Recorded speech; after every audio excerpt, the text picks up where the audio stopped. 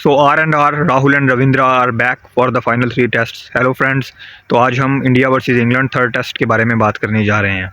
तो अगर यहाँ पर थोड़ी सी स्क्वाड के बारे में बात कर ली जाए for the final 3 test, so there is some changes in squad. Rahul और रविंद्र जडेजा वापस आए हैं ऑफ कोर्स, क्योंकि दूसरे टेस्ट के लिए उन दोनों का नाम अनअवेलेबल था।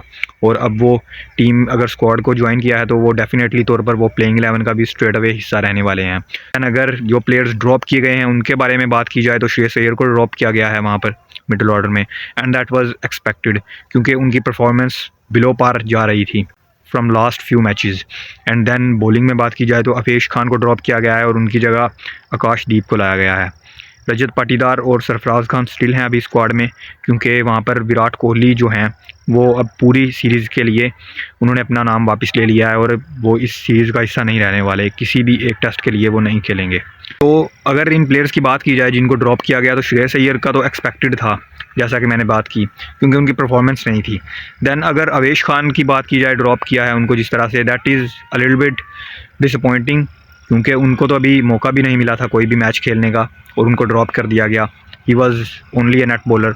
एंड जो आकाशदीप को लाने की वजह है वो मेरे ख्याल से एक ही हो सकती है कि इस वक्त जो है इंडियन फास्ट बॉलिंग में कोई भी आपके पास लेफ्ट आर्म सीमर नहीं था, और इसके अलावा I don't see any reason for bringing Akashdeep. तो चलिए, वहाँ पर अवेश खान को डिसअपॉइंटमेंट तो ज़रूर हुई होगी एंड उनके फैंस को भी, क्योंकि बगैर वजह के उनको ड्रॉप किया गया। सो एनीवे, अगर यहाँ पर थर्ड टेस्ट की प्लेइंग 11 की बात कर ली जाए तो स्ट्रेट अवे वहाँ पर मिडिल ऑर्डर में हमें चेंजेस देखने को मिलेंगे। सबसे पहले तो डेफिनेटली तौर पर केएल राहुल नंबर 4 पर वापस आएंगे, क्योंकि सेकंड टेस्ट में नंबर 4 की जो वो जगह है वो श्रेयस अय्यर ने संभाली थी एंड 5 पर रजत पाटीदार का डेब्यू हुआ था। बट अब राहुल 4 पर आएंगे तो नंबर 5 पर थोड़ा सा देखना होगा कि क्या रजत पाटीदार के साथ जो है वो परसिस्ट किया जाएगा या फिर सरफराज को मौका दिया जाएगा। सो अगर personally if you ask me, तो मैं तो ये चाहूँगा कि पाटीदार को ही खिलाया जाए, क्योंकि अगर आपने सरफराज से प्रीफर करके रजत को खिलाया तो आपको एक टेस्ट मैच की बेस पर उनको ड्रॉप नहीं करना चाहिए, and that there was not any awful performance from him as well. And morally अब वो जो हैं वो विनिंग टीम का भी हिस्सा थे। दैन नंबर 5 पर रजत पाटीदार के साथ मैं तो जाऊँगा पर्सनली, एंड दैन 6 पर तो वहाँ पर विकेट कीपर के.एस. भरत ही शायद होंगे। बहुत मुश्किल है कि ध्रुव जुरेल को खिलाया जाए वहाँ पर। के.एस. भरत के साथ ही आई थिंक परसिस्ट करना चाहिए जिस तरह की उनकी परफॉर्मेंस है, और उम्मीद ही कर सकते हैं कि उनकी परफॉर्मेंस बेहतर हो बल्ले से। And more over KL Rahul जो हैं वो एज ए स्पेशलिस्ट बैटर ही खेलेंगे, क्योंकि मिडिल ऑर्डर बहुत वीक हो चुका है और अनएक्सपीरियंस मिडिल ऑर्डर है इस वक्त। सो देन अगर बॉलिंग में थोड़ी सी बात की जाए तो बॉलिंग में भी वहाँ पर चेंजेस हमें देखने को मिलेंगे, क्योंकि रविंद्र जडेजा वापस आए हैं और उनके वापस आने का मतलब है कि वो नंबर 7 पर जगह को संभालेंगे फिर से। अक्षर को खिलाया गया था नंबर 7 पर पिछले मैच में, बट अब जडेजा स्ट्रेट अवे अपनी पोजीशन को ओवरटेक करेंगे अक्षर से। सो अगर जडेजा आए हैं तो अश्विन तो ऑब्वियसली वहाँ पार्ट रहते हैं इंडियन टीम का, स्पेशली ऑन इंडियन सॉइल। तो अश्विन जडेजा 2 स्पिनर्स, और इसका मतलब है कि हमें थर्ड स्पिनर के तौर पर या तो कुलदीप यादव मिलेंगे हमें देखने को, या फिर अक्षर Patel. So if you ask me in these two which one should play, तो यहाँ पर देयर इज़ नो डाउट अक्षर has always performed brilliantly on Indian soil. जब कभी भी उनको मौका मिला है उन्होंने बहुत अच्छे से परफॉर्म करके दिया है। बट मुझे लगता है कि यहाँ पर जो रिक्वायरमेंट के हिसाब से देखना जाना चाहिए, और यहाँ पर कुलदीप एक बेटर चॉइस रहेंगे, क्योंकि आपको मोर देन अ बैटर आपको यहाँ पर एक बॉलर की ज़रूरत है। अक्षर ने नो डाउट बॉलिंग के साथ भी बहुत बढ़िया परफॉर्मेंसेस दी हैं, he is been really impressive.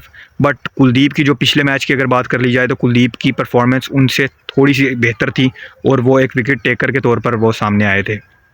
सो कुलदीप को एज ए थर्ड स्पिनर खिलाना चाहिए, और अक्षर को I am really sorry for him, क्योंकि वो बहुत अच्छे परफॉर्मर रहे हैं। बट यहाँ पर कंडीशंस के हिसाब से और टीम रिक्वायरमेंट के हिसाब से कुलदीप के साथ मुझे लगता है कि जाना चाहिए टीम इंडिया को।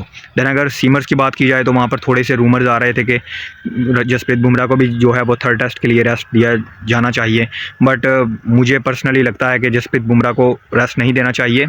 टेस्ट में उनको पूरे 5 टेस्ट उनको खेलने चाहिए, और ये टेस्ट सीरीज़ बहुत जो है वो इम्पोर्टेंट बन चुकी है, क्योंकि 1-1 से लेवल है अभी सीरीज़, एंड इंडिया को जीतने के लिए जसप्रीत बुमराह की बहुत ज़रूरत है, और उनका रोल अभी भी बहुत अहम है। अभी तक तो बॉलिंग उन्होंने बहुत अच्छी की है, इंप्रेसिव रहे हैं, और सेकंड मैच के वो प्लेयर ऑफ द मैच भी थे। बट अभी जो रिमाइंडर है सीरीज़ का उसमें भी उनकी बहुत ज़्यादा ज़रूरत पड़ने वाली है टीम इंडिया को। एंड देन सेकंड सीमर के तौर पर मुकेश कुमार थे पिछले मैच में, बट थर्ड मैच में we might see the comeback of Siraj, क्योंकि वहाँ पर रेस्ट दिया गया था सिराज को, और अब उनका जो है वो कमबैक हमें देखने को मिल सकता है। और अगर बुमराह को सच में रेस्ट दिया जाता है तो आकाशदीप का भी डेब्यू हमें देखने को मिल सकता है, बट मुझे ऐसा नहीं नज़र आ रहा कि बुमराह को रेस्ट देना चाहिए, और शायद बुमराह को रेस्ट देंगे भी नहीं management. So England point of view से अगर बात की जाए तो जैक लीच हैं जो वो पूरे टेस्ट सीरीज़ से बाहर हो चुके हैं एक इंजरी की वजह से, और दूसरे टेस्ट में भी इसलिए उनका नाम नहीं था।